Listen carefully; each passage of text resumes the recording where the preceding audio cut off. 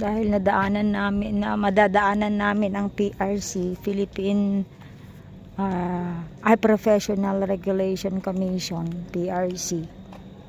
Madadaanan namin papuntang Baguio. Dito lang sa Candon City Trade. Ay dumaan na si Mister. Kaya ipapakita ko lang, ito yung pinakamalaking Candon City Arena dito sa Candon City, na kung saan nandito ang mga pangunahing agency, ang PRC, DFA, DSWD, Field Office ng Region 1. Papasok tayo para ipakita ko sa inyo.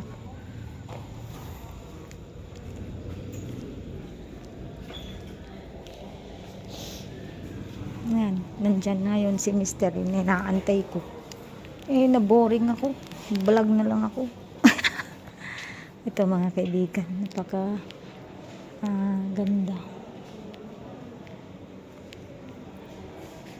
Diyan ang DSWD Field Office 1. Punta muna tayo dito sa loob. Ganda mga kaibigan. Ito ang Candon Arena. Malinis sa lobby. Mabilis kamo dito ang mga processing.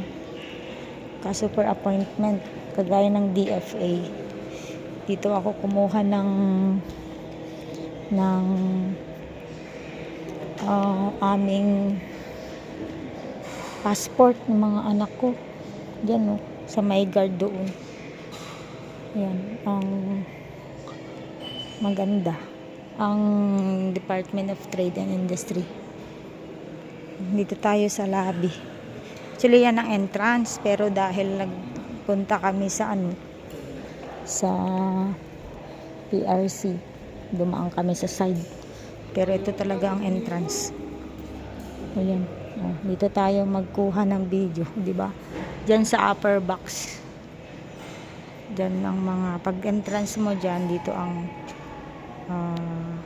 makikita mo ang parang Astrodome basketball. Sa upper bleachers, Genesis Gym, restroom, PSA, DILG, OWA, Civil Service Commission. Yun yung mga offices sa second floor. Nandyan naman ang office ng Department of Foreign Affairs. Dyan mismo. Diba? Dito sa lobby, gaganda ng paintings. So, makikita niyo mga kapatid, ganda ng paintings.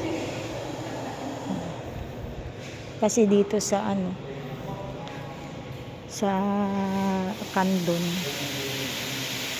aside sa mga infrastructure, agriculture din nila pinababayan, agriculture nila. Mga tabako, mga prutas. Magaganda ang mga murals nila. Ayun pa. Yan. Magaganda. Pag may basketball dito, dinaraos. Ganda, Candon City Arena. Yan, malawag dyan sa loob. Malawag dyan. Pero hindi na tayo papasok kasi madilim. Tingnan na lang natin tong mga paintings. Yan.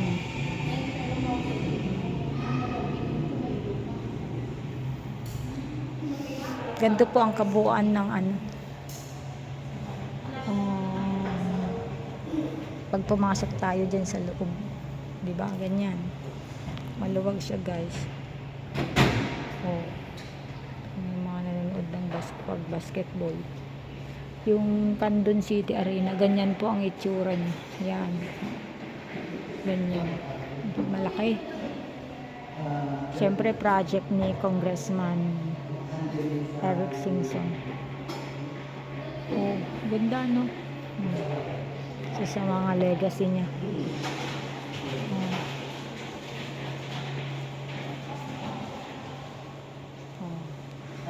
Ganda.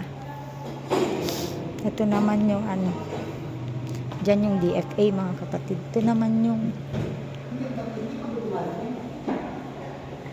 BRP Sierra Madre. BRP Sierra Madre.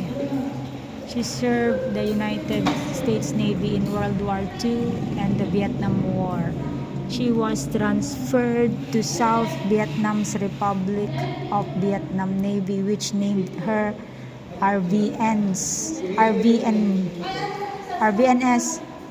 My Tho or HQ-800.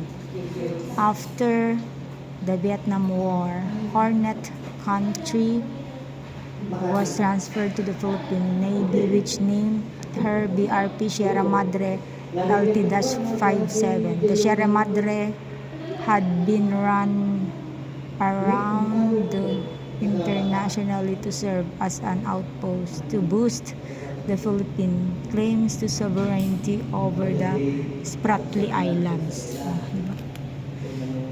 BRP Sierra Madre.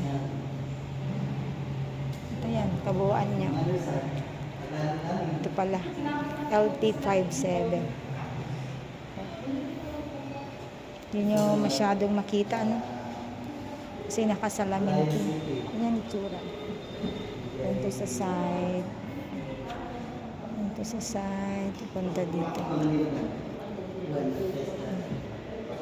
Yan.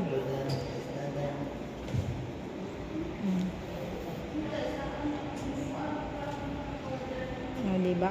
Mga kapatid, meron tayong trivia. BRP Sierra Madre, Defender of the West Philippine Sea. Ito pala ang ginamit na para depensahan ang Spratly Islands. Spratly pala, Spratly Islands. Diba? Ganda. Yan ang DFA. Oh. Yan.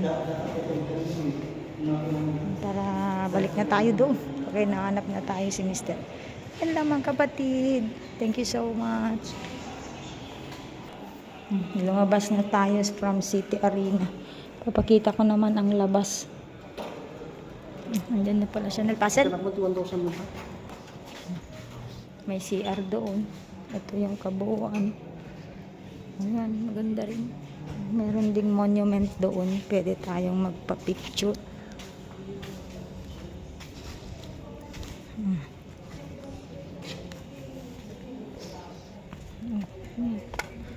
Siyempre, kailangan natin ng upload. Yun yung sinasabi ko sa harap. Medyo malayo pa kasi. Doon. Yan. Dito tayo sa side. Alright, thank you so much. Goodbye.